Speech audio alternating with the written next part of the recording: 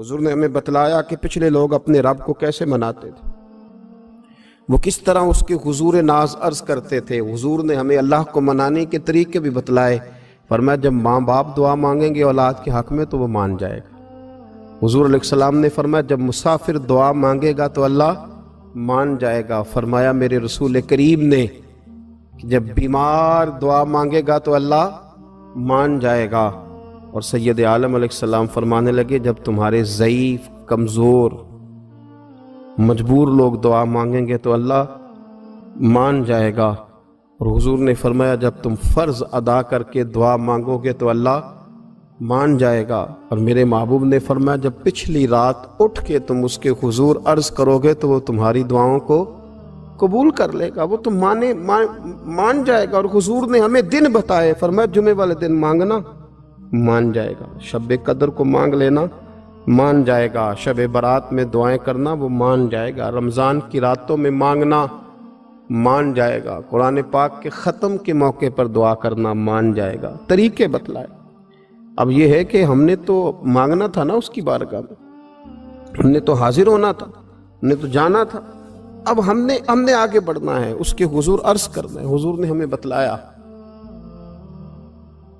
کہ مومن متقی ہوتا ہے نا، پرہیزگار ہوتا ہے، تو اس نے کچھ نیکیاں بھی کی ہوتی ہیں، جس طرح اسے اپنے گناہوں کا پتہ ہوتا ہے نا، اسے پتہ ہوتا ہے کہ نہیں یار فلاں کام میں نے فقط اللہ کی رضا کے لیے کیا ہوا ہے، وہ میرا اور میرے رب کا راز ہے۔ فرمایا جب تم بڑے الجھ جاؤ نا، جب تم بڑی آزمائش میں آ جاؤ اور جب تم سمجھ لو کہ اب میں بڑی تکلیف میں آ گیا ہوں، تو پھر ایک طریقہ حضور نے ہمیں اور بھی بتلایا مانگنے کا، ایک اور طریقہ بھی بتلایا، اور وہ روایت صحیح مسلم میں موجود ہے۔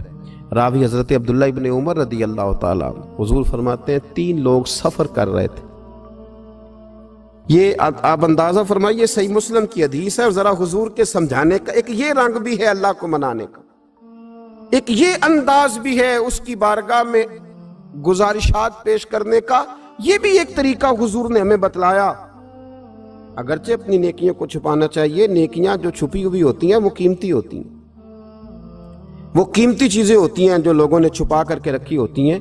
حضرت عبداللہ ابن عمر فرمانے لگے کہ نبی پاک صلی اللہ علیہ وسلم فرماتے ہیں 3 لوگ سفر کر رہے تھے، رستے میں طوفان آ گیا، تیز بارش شروع ہو گئی، تو حضور فرماتے ہیں وہ تینوں بارش سے بچنے کے لیے ایک غار میں چھپ گئے۔ ان کو پتہ ہے پرانے زمانے کے اندر غاریں ہوتی تھیں، اور لوگ جب سفر کرتے تھے لمبے تو پتھروں اور پہاڑوں کے بیچ میں سے سفر کرتے تھے۔ وہ غار کے اندر چلے گئے۔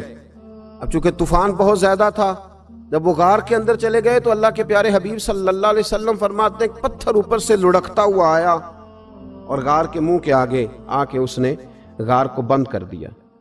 اب اتنا تیز اور اس مضبوطی کے ساتھ وہ پتھر لگا اور اتنا صحیح فٹ ہوا کہ اندر روشنی آنی بھی ختم ہو گئی۔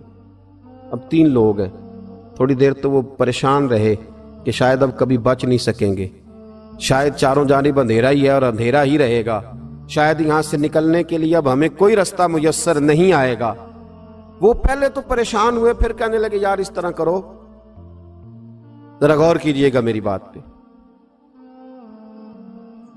فرمایا اس طرح کرو، اگر کوئی زندگی میں نیکی کی ہے نا تو ذرا اس نیکی کو یاد تو کرو، اور یاد کر کے اس مالک کے حضور عرض تو کرو، وہ کریم ہے، کوئی آنکھو شاید من جاوے تے گل کم تتڑی دا بن جاوے، عرض تو کرو ان میں سے۔ یہ آپ اندازہ فرمائیے، یہ بات بیان کون کر رہا ہے؟ یہ مدینے والے رسول بیان کر رہے ہیں، یہ نبی پاک علیہ السلام نے بیان فرمایا۔ یہ وہ کہانی ہے جو ہمیں ہمارے نبی پاک نے سنائی، رسول کریم علیہ السلام نے ہمیں بتلائی، یہ داستان محبت۔ حضور فرمانے لگے ایک نے ان میں سے ہاتھ اٹھائے اور اس نے انداز کیا چھیڑا، عرض کرنے لگا اللہ تو جانتا ہے نا میں نے بکریاں رکھی ہیں، میں غریب ہوں،